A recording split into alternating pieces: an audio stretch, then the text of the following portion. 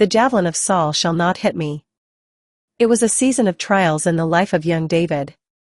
Anointed by the prophet Samuel, he knew God's promise over his life, yet the path to his destiny was fraught with danger. King Saul, once a noble man, had grown bitter and jealous of David's favor with God and the people of Israel. Saul's envy began to consume him.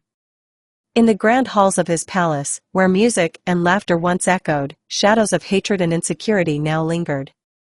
Though David served him faithfully, playing the harp to soothe his tormented soul, Saul's heart darkened, and his mind devised schemes to destroy the young man.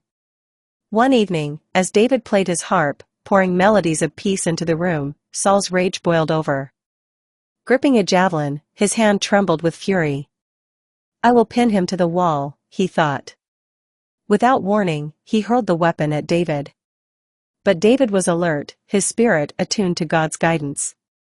As the javelin flew through the air, the Spirit of the Lord whispered, "Move."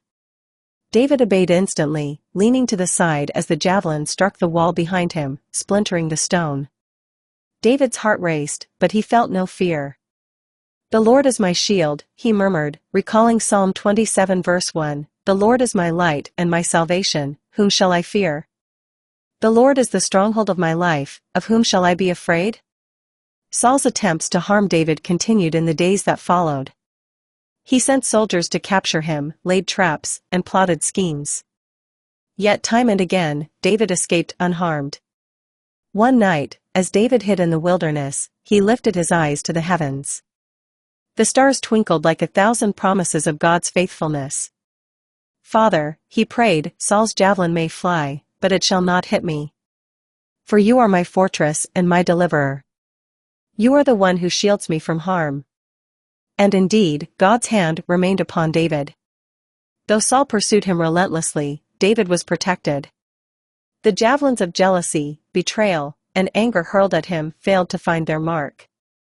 Instead, they fell to the ground, powerless against the anointing of God. Years passed, and David's faith never wavered. He remembered the many times Saul's javelin missed him, not because of his own skill or strength, but because of God's divine intervention.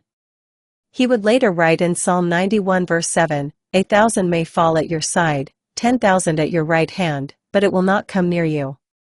Reflection for today. Like David, we may face javelins in life, challenges, opposition, or even attacks from those who envy or misunderstand us. Yet, when we place our trust in God, we can confidently declare, "The javelin of Saul shall not hit me. No weapon formed against us shall prosper." Isaiah 54 verse 17. Let this story remind us that God is our shield and refuge.